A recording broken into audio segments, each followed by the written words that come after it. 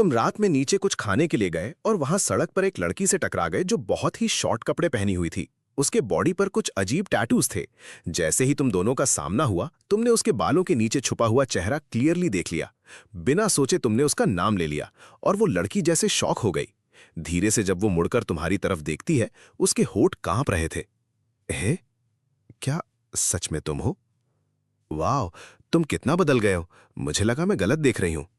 हाँ, लेकिन तुम बिल्कुल नहीं बदली। वो धीरे से अपनी स्कर्ट नीचे खींचती है, जो पहले से ही काफी छोटी थी। उसकी शर्म में एक अजीब सी मासूमियत थी, जैसे वो मिनी स्कर्ट को पैंट्स बना देना चाहती हो। काफी टाइम हो गया ना? हाँ, बहुत ज्यादा।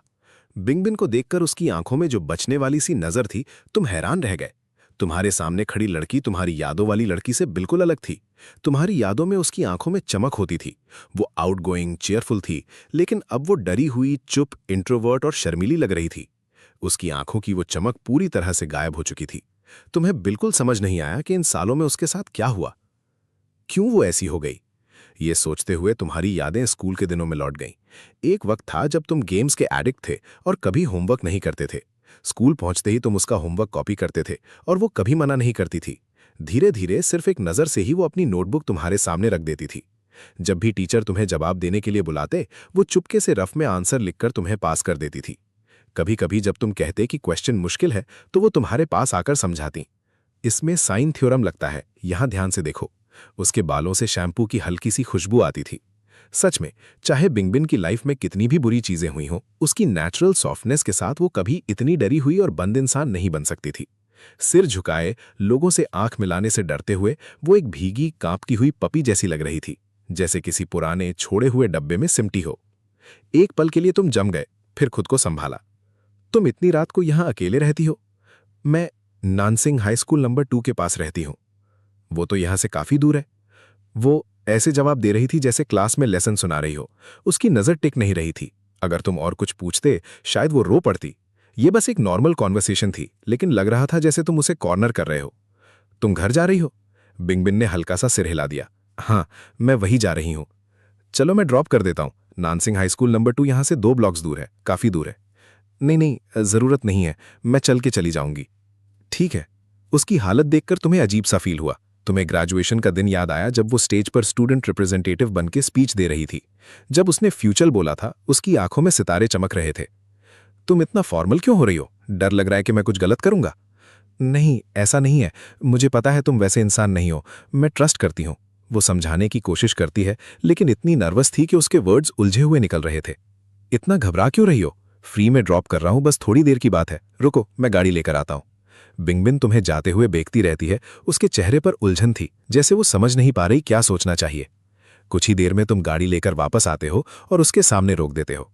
वहां क्यों खड़ी हो? बैठो। बिंगबिन जैसे होश में आती है और थोड़ी ऑकवर्ड सी होकर पैसेंजर सीट में बैठ जाती है। गाड़ी धीरे धीरे चलने लगती है। कुछ पल की खामोशी के बाद बिंगबिन धीरे से कई सवाल पूछने लगती है।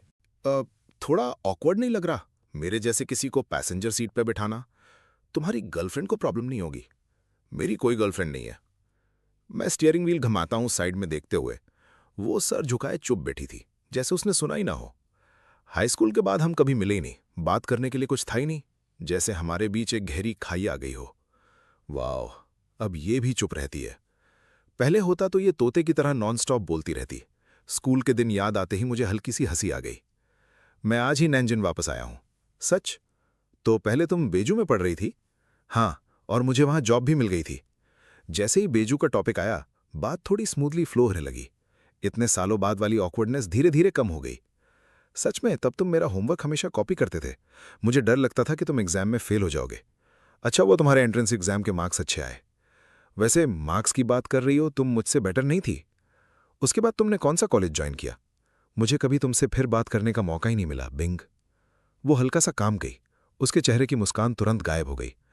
मैं कॉलेज नहीं गई। मुझे थोड़ा सरप्राइज हुआ, लेकिन मैंने ज्यादा फोर्स नहीं किया। आगे साइड में रोक देना, मैं यहीं रहती हूं। ओके? गाड़ी रुक गई। मैं चलती हूं, बाय। बाय। ये एक अलविदा था, लेकिन मैं रुक गया। मेरे मुंह से कुछ निकला ही नहीं। नजर धुंधली हो गई, दिमाग घूम गया। फ्लैशबैक। हाय सबको, मेरा नाम बिंगबिन है। मैं नैनजिन से हूं। होप हम सब अच्छे से मिलके रहेंगे। हाय, अब से हम क्लासमेट्स हैं। तुम्हें स्वीट्स पसंद है? ये लो कैंडी, क्लास में सो मत जाना, ओके? टीचर तुम्हें बार बार देख रहे थे। मुझे मिल्क पसंद नहीं, तुम लोगे? हे, हम सेम स्कूल में आ गए, क्या कोइंसिडेंस है? सेम क्लास ही नहीं, सेम बेंच भी। शाओ, तुमने फिर होमवर्क नहीं किया? ऐसा किया तो कॉपी करने नहीं दूंगी, समझे? शाओ, तुमने डिसाइड किया कौन सा कॉलेज चूज करोगे? शाओ, ग्रेजुएशन के बाद क्या हम फिर मिलेंगे? वापस रियलिटी। बिंग बिन, तुम बिल्कुल नहीं बदली हो। आज भी सब कुछ तुम्हारे फेस पर लिखा होता है। तुम्हारी आंखों में लग रहा है जैसे तुम हेल्प मांग रही हो। इसका मतलब क्या है? मैं तुम्हें ऐसे कैसे जाने दूं? रिलैक्स, मैंने अभी तक कुछ खाया भी नहीं है। चलो मेरे साथ कुछ खाने चलते हैं। बिंग बिन हल्की सी नाक से आवाज निकालती है। लेकिन इतनी रात को बेकरी तो बंद होगी ना? यहां नहीं, लेकिन डाउनटाउन में कुछ खुली होंगी। शायद इस टाइम डिस्काउंट भी मिले। ओके, मैं चलती हूं तुम्हारे साथ। वो कभी कभी अपना चेहरा साइड में घुमाकर चुपके से आंसू पोंछ लेती थी। मैं रोड पर फोकस करता रहा, जैसे मैंने कुछ देखा ही नहीं। इतने सालों बाद बिंगबिन, उसका लुक और पर्सनालिटी दोनों बदल गए थे, लेकिन स्वीट्स के लिए उसका प्यार बिल्कुल नहीं बदला था। दोनों डाउनटाउन की एक बेकरी में गए। ओनर पहले एक बूढ़ी औरत थी, अब एक यंग लड़का था। बाकी सब वैसा ही था। शॉप की लाइट के नीचे फाइनली मैं उसका चेहरा क्लियरली देख पाया, जो इतने टाइम से मेरे दिमाग में बसा हुआ था। बिंगबिन सर झुकाकर केक खा रही थी। उसके बाल अभी भी उतने ही खूबसूरत थे और वो और भी ज्यादा सुंदर लग रही थी। बस एक फर्क था, उसके पूरे चेहरे पर अब कुछ नए निशान थे। उसके पतले सफेद पेट पर एक टैटू था। ध्यान हुआ। पता नहीं कब बिंगबिन ने मेरी नजर पकड़ ली। उसने तुरंत अपने पेट को हाथ से कवर कर लिया। मैं ऑकवर्ड सी स्माइल देता हूं। अच्छा लग रहा है। समझ नहीं आ रहा कहां देखूं तो मेरी नजर उसके ईयरिंग पर चली गई। ये क्लिप ऑन ईयरिंग है। उसने अचानक जोर से ईयरिंग निकाल दिया। मेरी आंखें सिकुड़ गईं, दिल में एक चुभन सी हुई। सिर्फ उसे देखना ही दर्द दे रहा था। पता नहीं क्यों मेरी नजर उसके होठों पर चली गई। वो तुरंत लाल पड़ गया, जैसे अपना मुंह छुपाने के लिए हाथ उठाया हो। लेकिन फिर समझ गया कि ये बदतमीजी लगेगी, तो तुरंत हाथ नीचे कर लिया। हाँ, ये मैग्नेट बॉल है, घर जाके निकाल दूंगा, उसने धीमी आवाज में कहा। उसकी आंखों से आंसू गिरने लगे, एक के बाद एक। मैं घबरा गया। नहीं, मैंने कुछ नहीं कहा। बिंग ने केक खाना रोक दिया। अचानक टेबल पर खामोशी छा गई। तुम और नहीं खाओगे? मैं बहुत बुरा हूं ना? वो अपनी स्कर्ट का कोना पकड़कर हिलाता रहा, इतना डरा हुआ कि सर उठा भी नहीं पा रहा था। हाँ, तुम वाकई बुरे हो। बिंग ने और भी सर झुका लिया। खाने को वेस्ट करना अच्छी आदत नहीं होती। चलो खाओ, मैं इतना सब अकेला नहीं खा सकता।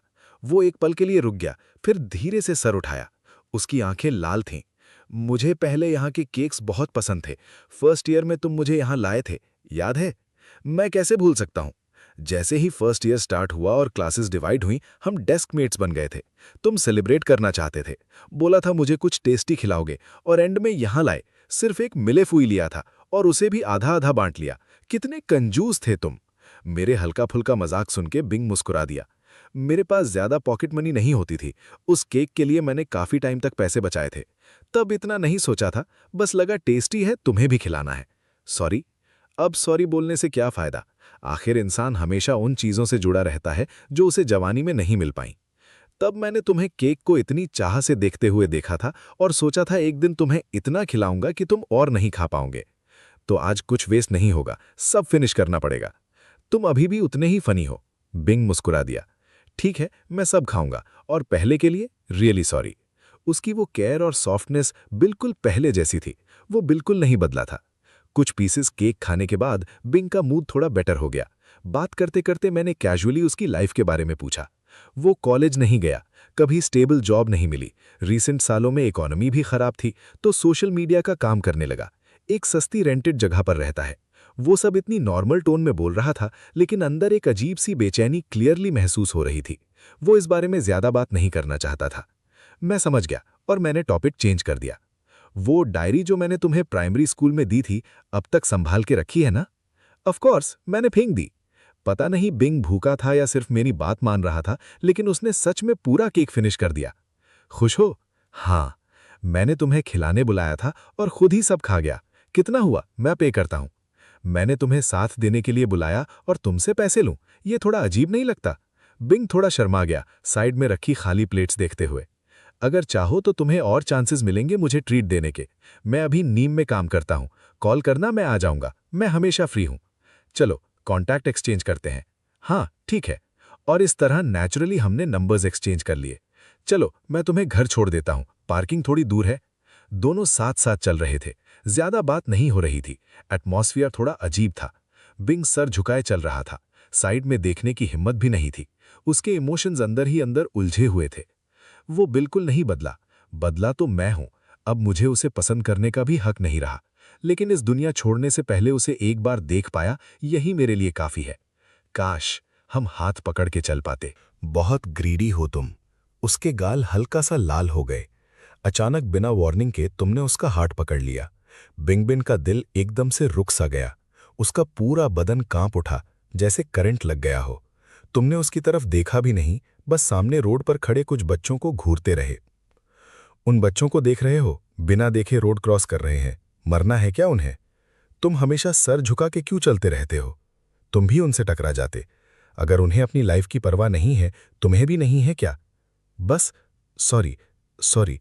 बिंगबिन होश में आते ही बार बार माफी मांगने लगा। मैं तुम्हें डांट नहीं रहा, बस थोड़ा ध्यान रखो। सॉरी, मुझे पता है मेरी गलती थी। तुम्हें पता था वो जल्दी रो देता है, इसलिए तुमने बात आगे नहीं बढ़ाई। वापस का सफर काफी शांत था, लेकिन उसके लाल गाल और हल्का सा शर्माना एटमॉस्फेयर को थोड़ा वार्म बना रहा था।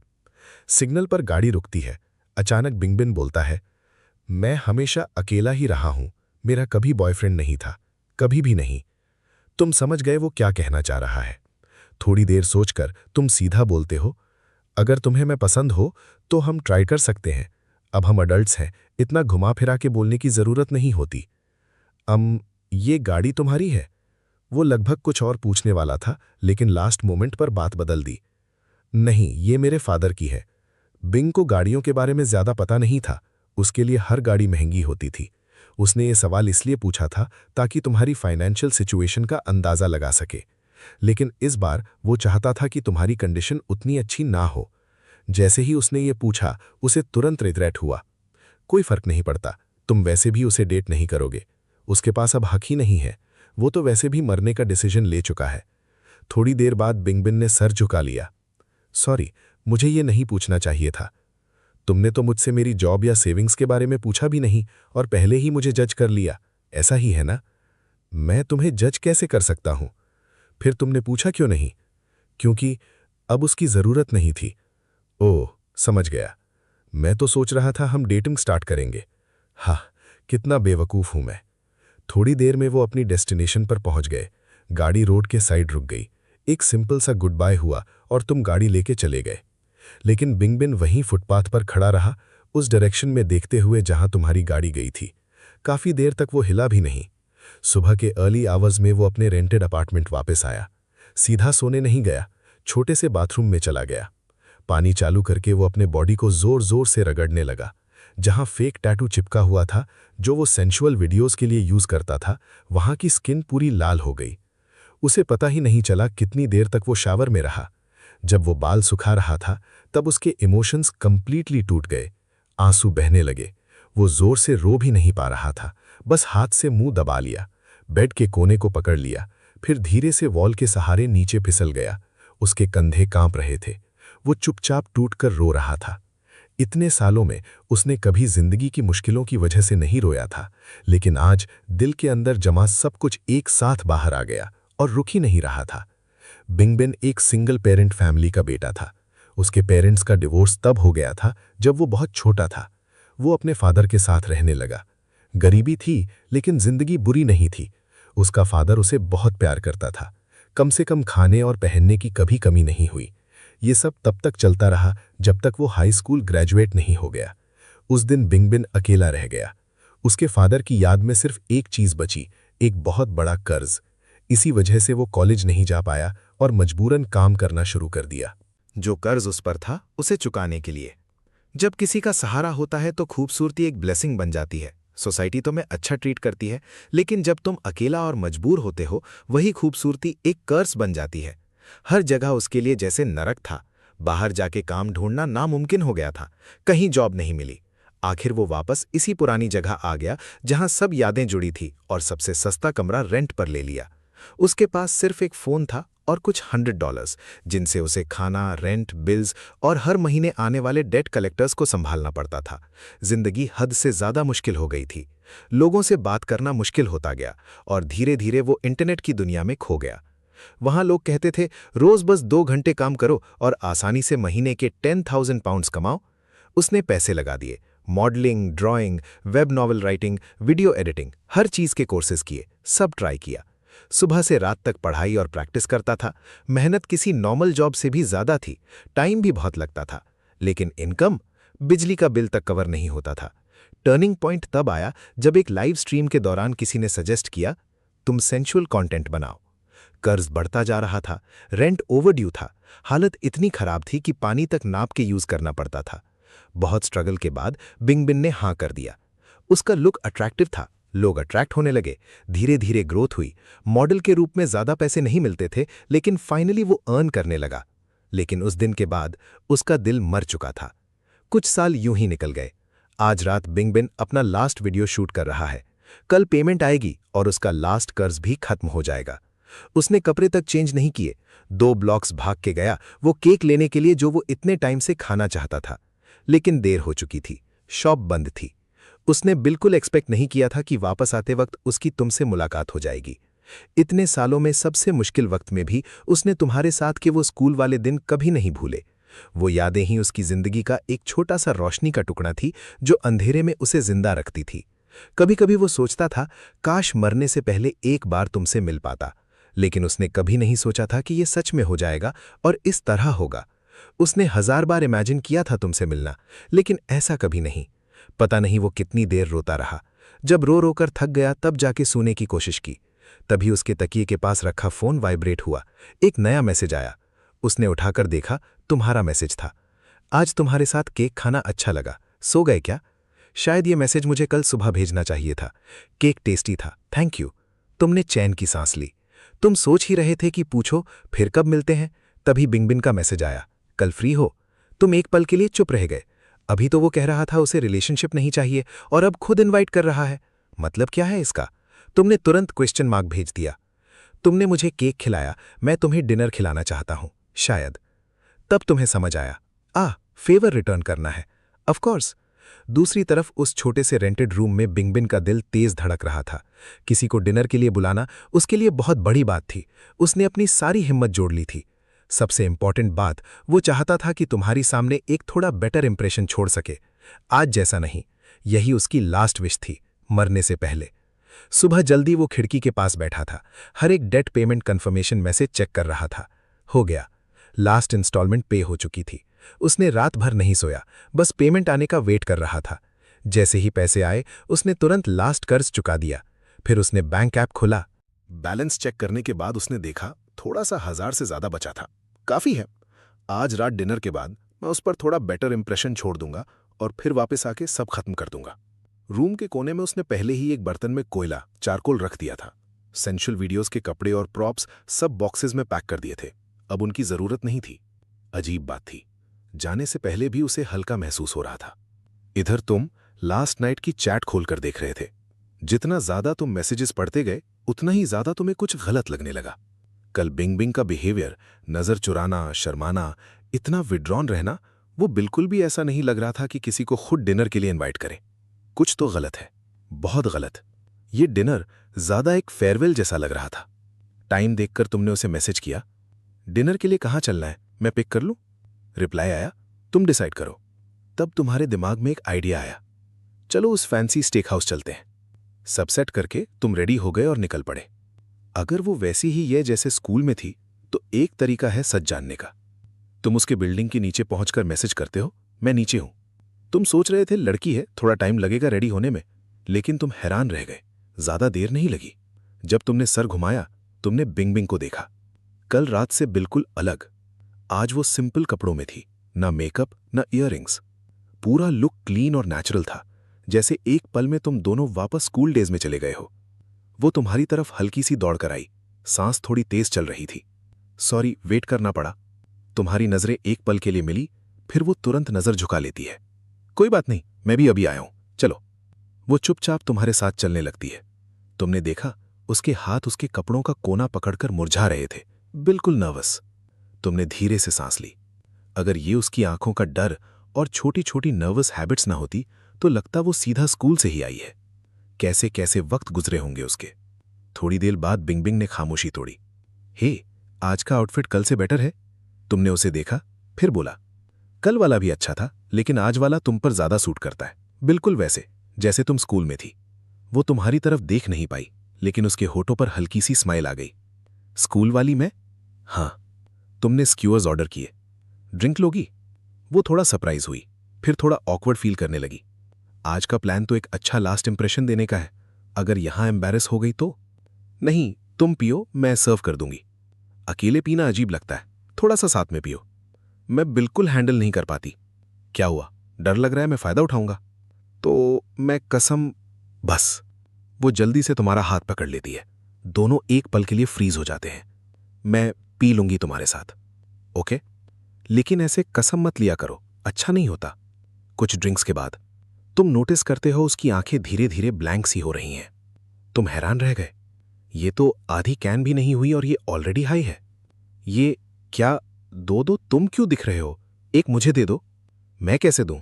मैं कोई चीज हूं जो शेयर हो जाऊं? उसने तुरंत पाउट बना लिया। सेल्फिश। तुम देख रहे थे और समझ रहे थे, अब उसकी असली फीलिंग्स धीरे धीरे बाहर आ रही हैं। वो लड़खड़ा रही थी। तुम तुरंत उठकर उसे संभालने जाते हो, लेकिन बिंग बिन तुरंत तुम्हें जोर से धक्का दे देती है। मत छुओ मुझे, मैं गंदी हूं, तुम्हें भी गंदा कर दूंगी। मत छुओ। तुम एक पल के लिए बिल्कुल चुप हो जाते हो। ठीक है। बिंगबिन बेचारी सी शक्ल बनाकर सिर हिलाती है। हाँ, मैं गंदी हूं, सॉरी। वो तुम्हारी तरफ देखने की कोशिश कर रही थी, लेकिन नजर भटक रही थी। तुम हल्का सा मुस्कुराते हो। गंदी? क्या मतलब? मैं बस गंदी हूं। ठीक है, अगर गंदी हो तो हो, मुझे फर्क नहीं पड़ता। वो अचानक मुड़ जाती है। छोड़ो, तुम्हें फर्क पड़ता है या नहीं, कोई मतलब नहीं। मैं घर जा रही हूं। वो फुटपाथ पर लड़खड़ाते हुए चलने लगती है। तुम तुरंत उसके पास जाते हो, उसके साइड में चलने लगते हो ताकि वो गिर ना जाए। तुम बहुत अच्छे हो। मुझे घर छोड़ने के लिए थैंक यू। Of course. मैं तुम्हें एक सीक्रेट बताऊं, पर किसी को बताना मत। क्या सीक्रेट? कल रात मैंने उस इंसान को देखा जिसे मैं पसंद करती हूं। बिगमिन तुम्हारी तरफ हैरानी से देखती है, जैसे कह रही हो, तुम्हें कैसे पता? तो फिर उससे डेट क्यों नहीं करती? चाहती थी, लेकिन अब मेरे पास हक नहीं है। मैं अच्छी इंसान नहीं हूं। क्या प्रॉब्लम है तुम्हारे साथ? मैं किसी चीज में अच्छी नहीं हूं। तुम और पूछना चाहते थे, लेकिन वो नशा में जो बोल रही थी सब सच था, पर सब अधूरा, उलझा हुआ। जब तुम सोच ही रहे थे कैसे बात आगे बढ़ाओ, वो अचानक हाथ फैलाकर हंसी के साथ बोलती है, मैं पागल हो जाऊंगी। जितना चाहती हूं उतना पागल हो जाऊंगी। वैसे भी सड़क पर कोई नहीं है। वो तुम्हारी तरफ मुड़कर गाल फुलाकर तुम्हारे चेहरे पर 2 बार फूंक मारती है। ये हवा है? समझ गया। फिर दुनिया की सारी हवा तुम्हारी है, कोई तुमसे छीनेगा नहीं। तुम्हारी बात सुनकर वो खुल के हंस पड़ती है। वो आगे बढ़ती है, लड़खड़ाते हुए, हाथ फैलाए हुए। मुझे पहाड़ नहीं चाहिए, मुझे समुंदर चाहिए, मुझे आज़ादी चाहिए, मुझे प्यार चाहिए। प्यार चाहिए तो जिससे प्यार करती हो उससे बोलो और डेट करो। तब तक तुम दोनों एक स्ट्रीट लाइट के नीचे आ चुके थे। पीली रोशनी पूरी सड़क पर पड़ी हुई थी। बिंग बिन धीरे से लुकती है, मुड़कर तुम्हारी तरफ देखती है। वो सिर थोड़ा झुकाकर एक मासूम सी स्माइल देती है। उसकी आंखों में आंसू चमक रहे थे। मजाक कर रही हूं, मैं मरने वाली हूं। उस पल रात की गहरी खामोशी और भी भारी हो गई। उसकी मुस्कान वहीं जम गई। तुम जानते थे, जब बिंग बिन नशे में होती है वो झूठ नहीं बोलती। तुम्हें हमेशा पता था कि वो तुम्हें पसंद करती थी, लेकिन स्कूल के टाइम वो एज डेटिंग के लिए नहीं थी। तुम उसकी फीलिंग्स का जवाब नहीं दे सकते थे, इसलिए तुमने प्रिटेंड किया कि तुम्हें कुछ पता नहीं है। तुम उसे पसंद करते थे और इसीलिए तुम उसे हर्ट नहीं करना चाहते थे। तुमने सोचा था ग्रेजुएशन के बाद कन्फेस करोगे, लेकिन उसके बाद तुम कभी उससे कांटेक्ट ही नहीं कर पाए। ये रिग्रेट हमेशा रहा, लेकिन तुम्हें अपने डिसीजन पर कभी रिग्रेट नहीं हुआ। अगर वक्त वापस भी मिलता तुम वही डिसीजन लेते। ये कावर्डिस नहीं था, रिस्पॉन्सिबिलिटी थी। सेल्फ कंट्रोल इम्पल्सिविटी से ज्यादा मुश्किल होता है। अब तुम उस लड़की को नहीं समझ पा रहे थे जो तुम्हारे सामने खड़ी थी। कल गाड़ी में लगा अभी भी तुम्हें पसंद करती है। तुमने प्रपोज किया, उसने मना कर दिया। आज नशा में सीधा बोल रही है कि वो तुम्हें पसंद करती है लेकिन रिजेक्ट भी करती है। और अब कहती है वो मरने वाली है। क्या चल रहा है? तभी वो अचानक अपने ही पैरों में उलझकर गिर जाती है, बिल्कुल एक बच्चे की तरह। तुम तुरंत होश में आते हो, उसकी तरफ भागते हो। जब तुम पास पहुंचते हो वो हंसी कर रही होती है। तुम्हें देखकर वो पूछती है, तुमने मुझे गिराया क्या? तुम बिना कुछ कहे उसे उठाते हो। वो बिल्कुल बच्चे की तरह बिहेव कर रही थी। और अब तुम्हें समझ आ रहा था, ये सिर्फ नशा नहीं है, ये टूट चुकी जिंदगी है जिसे वो छुपाने की कोशिश कर रही थी। मैं थोड़ा बैठना चाहता हूँ, वहाँ बेंच है, चलो वहाँ चलते हैं। तुम दोनों बेंच पर बैठ गए। तुमने मौका देखकर सीधा पूछा, जैसे कैजुअली बोल दिया तुमने, मैं मरने वाला हूँ। इसका क्या मतलब था? मरना मतलब मरना ही होता है बुद्धू। क्या तुम बीमार हो? तुम बीमार हो, मैं बिल्कुल हेल्दी हूँ। फिर ऐसा क्यों बोला? बिंगबिन ने सर उठाया, थोड़ी सी शैतानी स्माइल दी। बताऊं, मैं घर जाके चुपचाप मर जाऊंगा, किसी को पता भी नहीं चलेगा। तुम्हारी सांसें एक पल के लिए रुक गईं। कैसे? और फिर बिंगबिन ने पूरा प्लान बता दिया, हर छोटी डिटेल। काफी टाइम से प्रिपेयर कर रहा था। और सब बताने के बाद, ये सीक्रेट है, किसी को बताना मत। तुमने पूछा, क्यों? वो सिर्फ सर हिला देता है, कुछ नहीं बोलता। उस पल तुम्हें सब समझ आ गया। वो शर्मीला, डरा हुआ, फिर भी तुम्हें डिनर पे बुलाया। वो तुमसे प्यार करता है, लेकिन तुम्हें रिजेक्ट किया, क्योंकि उसने डिसाइड कर लिया था, आज रात वो इस दुनिया से चला जाएगा। सोचकर ही तुम्हारी रीढ़ की हड्डी तक ठंड पहुंच गई। अगर आज तुम उससे मिलने नहीं आते, तो शायद तुम उसे कभी दोबारा नहीं देख पाते। पागल। तुमने बिना कुछ और सोचे उसे अपनी पीठ पर उठा लिया, धीरे धीरे उसके बिल्डिंग तक ले गए। गेट पर पहुंचकर तुमने उसे नीचे उतारा। तभी ठंडी हवा का झोंका आया। वो हल्का सा सिकुड़ गया, धीरे से आंखें खोली। मैं हैवी हूं ना? तुम्हारा नी अभी भी दर्द हो रहा था, पहले नहीं दिखा। सॉरी। किस बात का? मैं बस तुम्हारी चिंता कर रहा था। तुम्हें इतना फॉर्मल होने की जरूरत नहीं। जाओ, घर जाओ, केयरफुल रहना। तुम चुप रहे, बस उसे देखते रहे।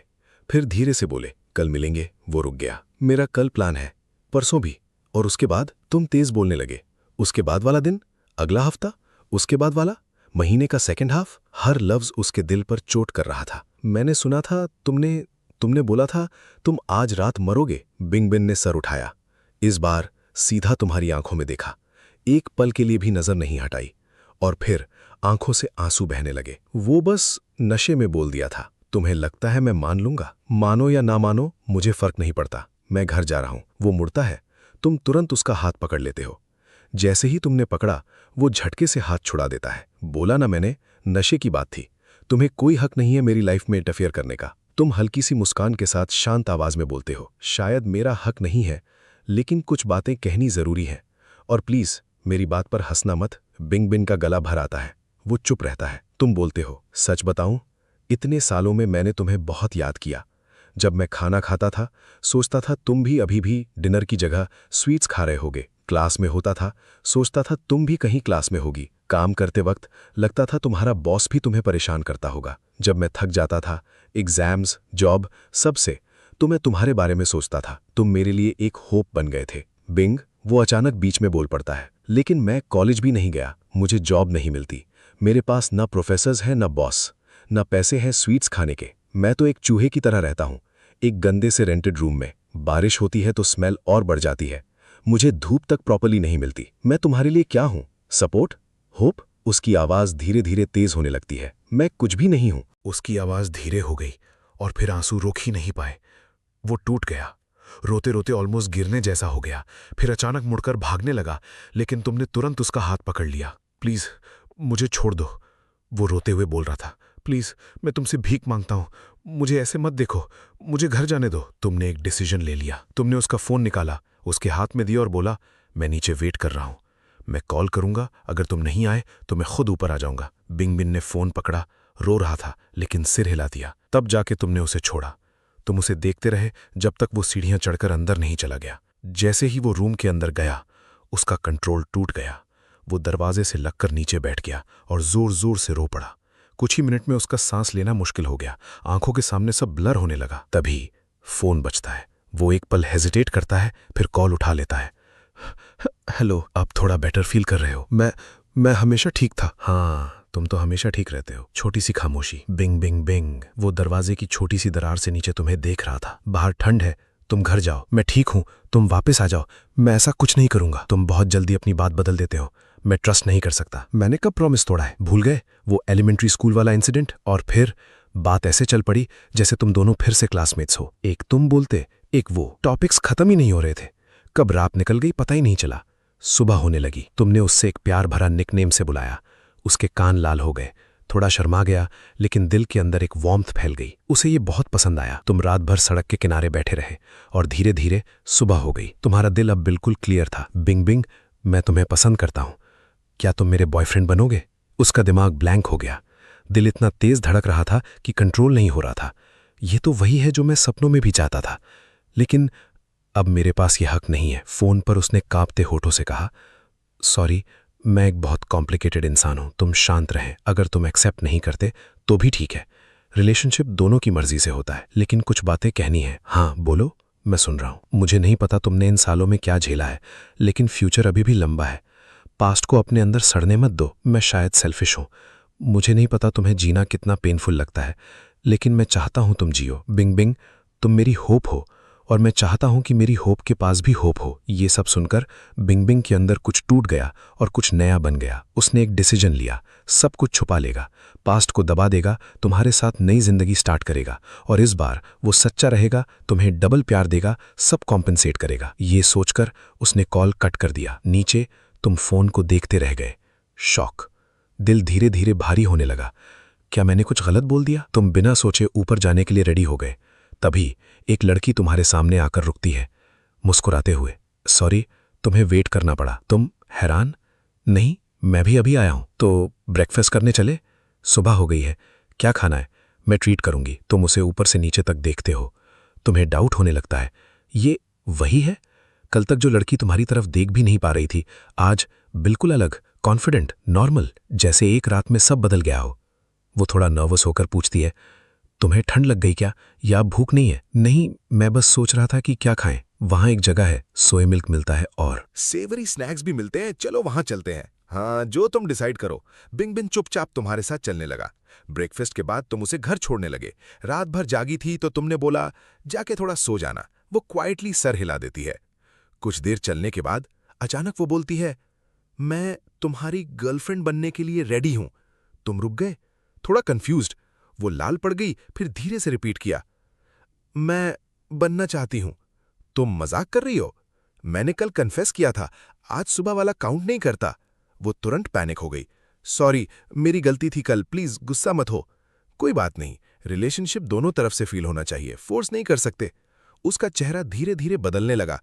इतनी हिम्मत करके सब छुपा के उसके साथ रहने का डिसाइड किया, और अब वो कह रहा है उसे इंटरेस्ट नहीं है।